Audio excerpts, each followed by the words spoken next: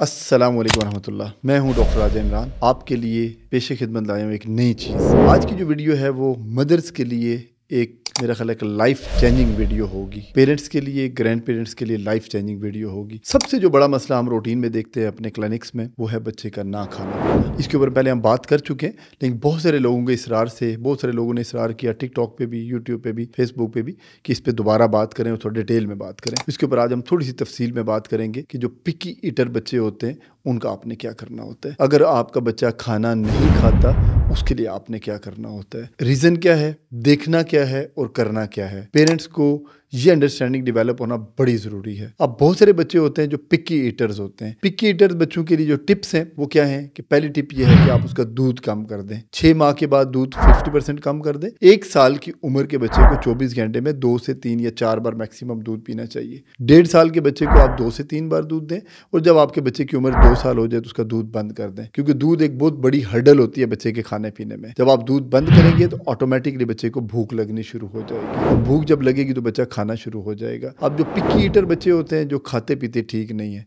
उनके लिए आप क्या कर सकते हैं। उनके लिए आप पहला काम तो ये करें कि उनकी जो क्वालिटी ऑफ डाइट है उसको बेहतर करें। मतलब वो दिन में 1 बार खाएं या 4 बार खाएं, जो भी उनको खिलाते हैं आप उनको घर की चीज़ें बना के दें। घर के जो फूड्स हैं उसके ऊपर पहले हमने 2 वीडियोज़ में बात की है, स्पेशली शॉर्ट सी बात उसके ऊपर दोबारा कर देता हूँ। घर की खाने की चीज़ें जो घर में आप बनाते हैं रूटीन में चीज़ें, वो उनको बना के दें, जिसमें आप उनको अंडा दे सकते हैं, आलू दे सकते हैं, फ्रूट्स दे सकते हैं, फ्रूट्स की प्यूरीज बना के दे सकते हैं, फ्रेश जूसेस बना के दे सकते हैं, मटन चिकन की यखनी दें, आप घर में नगेट्स बना के दें, कबाब घर में बना के दें, दालें सारी दे सकते हैं आप उनको, सब्जियां दें, सब्जियां वैसे बच्चे नहीं खाते, आप सब्जियों का सूप बना के दें। इसके अलावा आप उनको लोबिया की दाल दें, आप चावल दें, आप कलेजी दें, और आप घर का रोटी सालन दें। खजूर एक बहुत अच्छा सोर्स है बच्चों में आयरन के लिए, खजूर ग्राइंड करके दें, खजूर का मिल्क शेक बना के दें, खजूर का जूस बना के दें, और फ्रेश जूसेस दें। ये जितनी चीज़ें आपसे डिस्कस हुई हैं इनमें से आपका बच्चा कुछ भी खा ले, बेशक वो एक चीज़ खा ले, वो उसको ज़रूर खिलाएं। कोशिश करें कि उनको बाज़ार के जूसेस, जंक फूड्स, बेकरी की चीज़ें और जो दूध की बनी हुई चीज़ें, इनको अवॉइड करें। अब जो पिकी ईटर बच्चे होते हैं उनमें जो की पॉइंट होता है वो ये होता है कि उनको भूखा रखना होता है। अगर आपका बच्चा नहीं खाता तो आप ये दिमाग में से टेंशन निकाल दें। मतलब पेरेंट्स इतने वरीड होते हैं कि बच्चा खाता नहीं है, खाता नहीं है। आपने बच्चे के नॉर्मल बॉडी स्ट्रक्चर देखना है। अगर उसका वेट ठीक है, उसमें आयरन की कमी नहीं है, उसकी न्यूरो डेवलपमेंट ठीक हो रही है, बाकी बच्चों के साथ खेलता ठीक है, बहुत ज़्यादा सुस्त निढाल नहीं है, तो फिर आप ये खाने की टेंशन अपने दिमाग से निकाल दें। इसकी देखें ना, मैं सिंपल एग्जांपल माँ बाप को ये देता हूँ कि जो परिंदे होते हैं, अगर आप किसी परिंदे की लाइफ देखें तो परिंदे का जो बच्चा होता है उसको माँ वहाँ से जाके खुराक ला के तो घोंसले में खुराक देती है।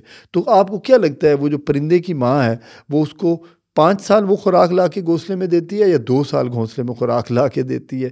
सेम अगर आप एग्जांपल लें किसी भी जानवर की जो जंगल में होते हैं, तो कौन सा जानवर है जो अपने बच्चे को शिकार करके पूरी उम्र के लिए खाना शिकार करके खुद देता है?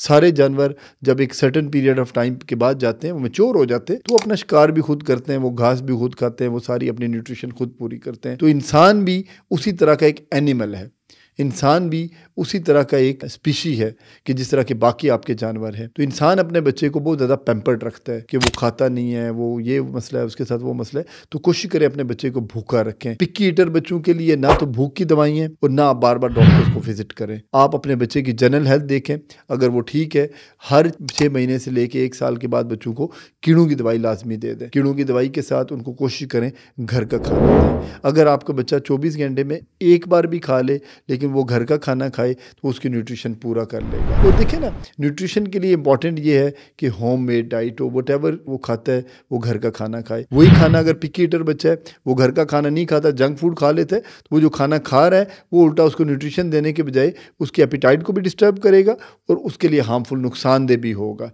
इसलिए पिकी ईटर बच्चों के जो वालिदैन हैं, उनके जो ग्रैंड पेरेंट्स हैं, उनके लिए मैसेज है कि बराए मेहरबानी इनको भूख की दवाइयाँ मत दें अनटिल अनलेस आपको कोई डॉक्टर प्रिस्क्राइब ना करे। बाज़ बच्चों में कुछ माइक्रो या मैक्रो न्यूट्रिएंट की डेफिशिएंसी होती है, खुराक की किल्लत होती है, ग़िज़ा की किल्लत होती है।